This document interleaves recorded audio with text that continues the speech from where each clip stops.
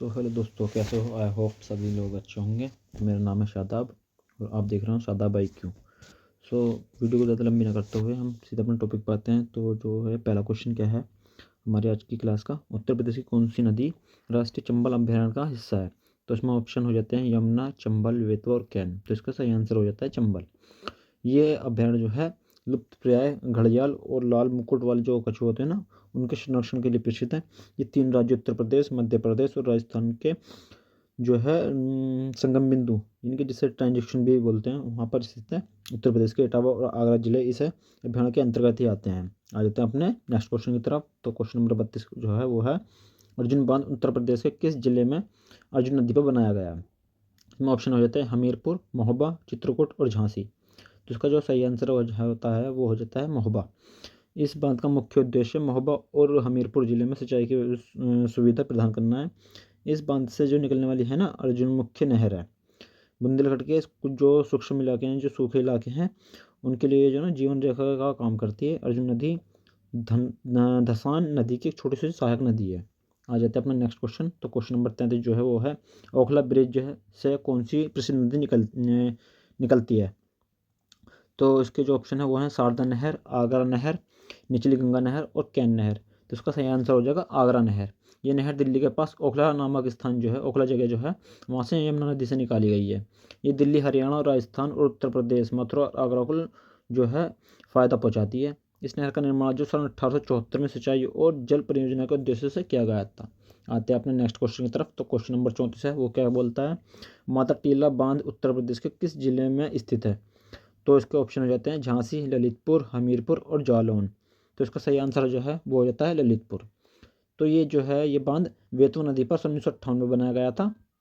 इसे रानी लक्ष्मीबाई बांध के नाम से भी जाना जाता है। इस बांध से जो है उत्तर प्रदेश, मध्य प्रदेश दोनों राज्यों को बिजली और पानी दोनों मिलते हैं।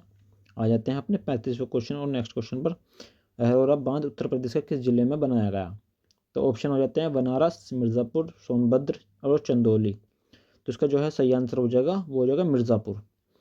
तो ये बांध जो है गहराई नदी पर है। इसका निर्माण मुख्य रूप से मिर्ज़ापुर और जो आसपास के क्षेत्र हैं उनके सिंचाई के लिए किया गया।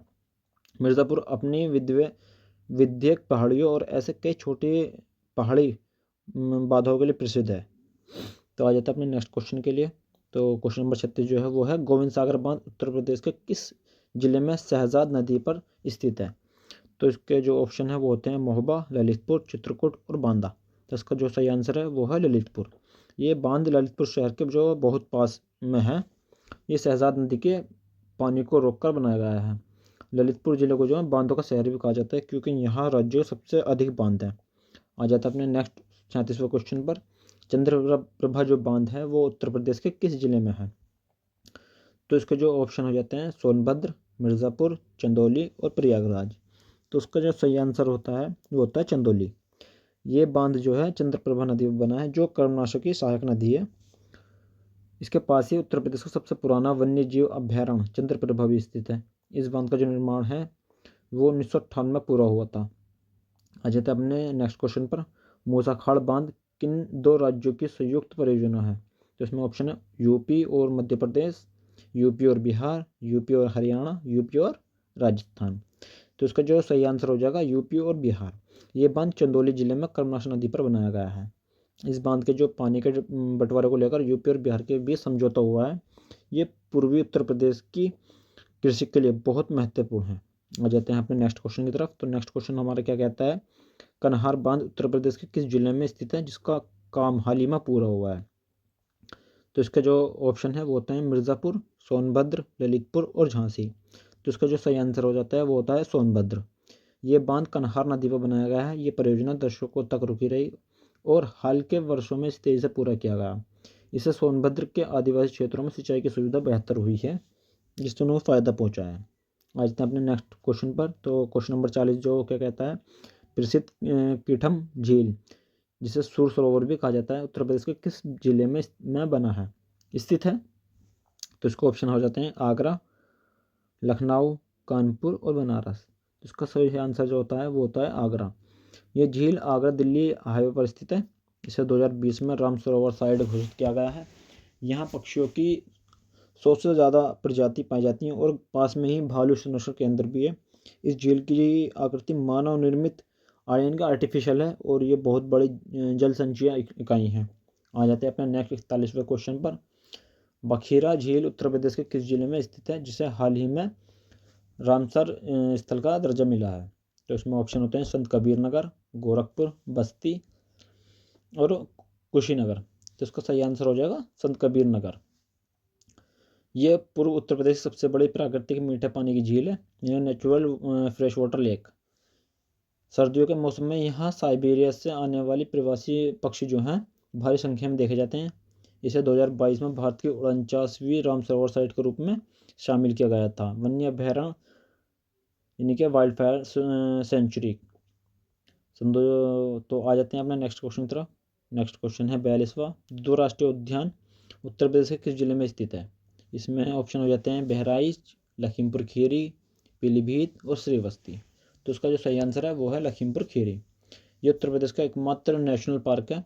यहाँ बाघों यानी कि टाइगर और बारहसिंगा के संरक्षण के लिए विश्व प्रसिद्ध है। इसकी सीमा नेपाल के साथ लगती है और ये दुधवा टाइगर रिजर्व का मुख्य हिस्सा है। आ जाते हैं अपने नेक्स्ट क्वेश्चन की तरफ। तो उत्तर प्रदेश का सबसे बड़ा वन्य जीव अभ्यारण्य कौन सा है?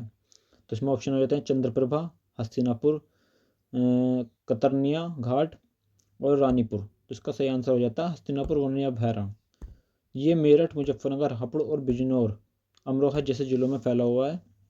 इसका जो कुल क्षेत्रफल है लगभग 2073 किलोमीटर है, वर्ग किलोमीटर है।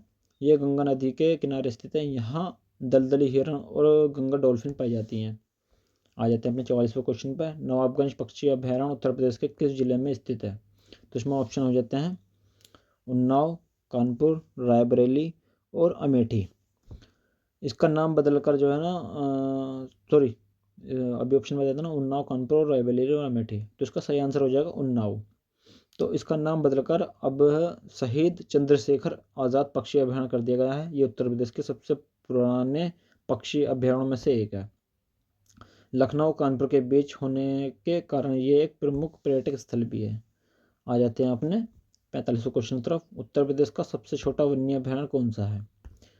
तो इसका जो है ऑप्शन हो जाते हैं कछुआ अभ्यारण्य, बनारस, पटना पक्षी विहार एटा और महावीर स्वामी अभ्यारण्य ललितपुर, ओखला पक्षी विहार नोएडा।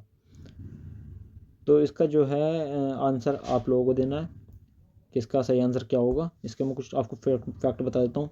ये मात्र 5.4 वर्ग किलोमीटर के क्षेत्र में फैला है। ये बुंदेलखंड क्षेत्र के अंतर्गत आता है। यहाँ मुख्य रूप से बंदर और मोर और नीलगाय पाई जाती हैं। तो चलते अपने 46वें क्वेश्चन की तरफ। काशी विश्वनाथ मंदिर उत्तर प्रदेश के किस प्राचीन शहर में स्थित है? तो इसमें ऑप्शन होते हैं मथुरा, अयोध्या, बनारस, प्रयागराज। तो इसका सही आंसर हो जाएगा बनारस। ये भगवान शिव के जो है 12 ज्योतिर्लिंगों में से एक है और इससे विश्वेश्वर के नाम से भी जाना जाता है। मंदिर के वर्तमान ढांचे का जो निर्माण है वो सन 1780 में इंदौर की महारानी अहल्याबाई होलकर ने करवाया था। मंदिर के शिखर पर लगे सोने के कारण इससे अक्षर स्वर्ण मंदिर यानी गोल्डन टेम्पल ऑफ बनारस भी कहा जाता है। आ जाते हैं अपने 47वें क्वेश्चन की तरफ। तो आगरा का इत्मादुद्दौला का जो मकबरा है, टॉम्ब ऑफ इत्मादुद्दौला, किसने बनवाया था? ऑप्शन है अकबर, नूरजहां, शाहजहां और मुमताज़। तो इसका जो सही आंसर आ जाता है वो है नूरजहां। ये मुगल काल की पहली ऐसी इमारत है जो पूरी तरह से सफ़ेद संगमरमर से बनी है। इसे अक्सर बेबी ताज कहा जाता है क्योंकि माना जाता है कि ताजमहल का डिज़ाइन इसी से प्रेरित है।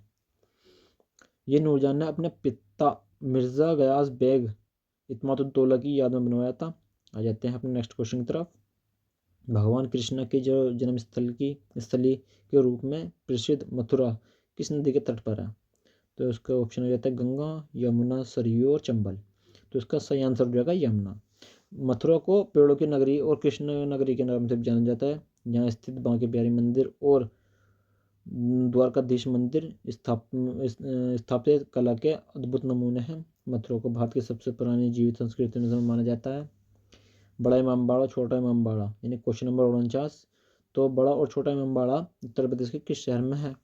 तो इसको ऑप्शन देते हैं फैज़ाबाद, आगरा, लखनऊ और जौनपुर। तो इसका सही आंसर हो जाएगा क्या, लखनऊ।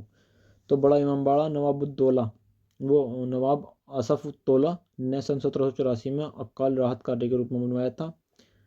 इसमें प्रसिद्ध भूल भुलैया स्थित है, जो बिना किसी खंभे के सहारे एक विशाल संरचना है। इसे बनाने में किसी भी लोहे या सीमेंट का उपयोग नहीं किया गया। आ जाते हैं अपने 50वें क्वेश्चन की तरफ। तो झांसी का किला किस पहाड़ी पर स्थित है? तो ऑप्शन हो जाते हैं विंध्य पहाड़ी, बंगरा पहाड़ी, चित्रकूट पहाड़ी और गोवर्धन पहाड़ी। तो इसका सही आंसर हो जाएगा बंगरा पहाड़ी। तो इस किले का जो निर्माण है सन 1613 में ओरछा के राजा वीर सिंह देव ने कराया था। और ये किला सन 1857 के प्रथम स्वतंत्र संग्राम में रानी लक्ष्मीबाई के वीरतापूर्ण संघर्ष का गवाह रहा है।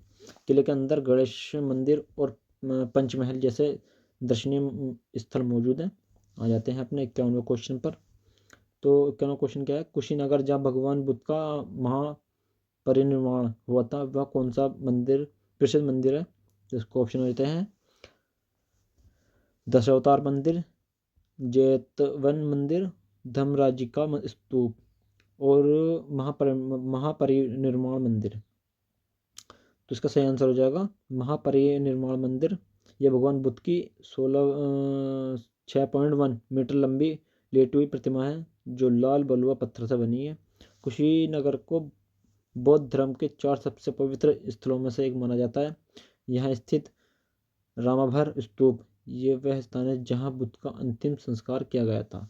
तो आई होप वीडियो आपको अच्छी लगी होगी। और जो एक क्वेश्चन को मैंने आपसे पूछने के लिए बताया, तो उसका जवाब देना कमेंट करके। तो अगर वीडियो अच्छी लगी तो प्लीज़ लाइक करें, कमेंट करें, शेयर करें। और अगर आप मेरे चैनल पर नए हों तो प्लीज़ चैनल को सब्सक्राइब करें। मिलते हैं अपने नेक्स्ट वीडियो में। Thank you, tata, bye bye.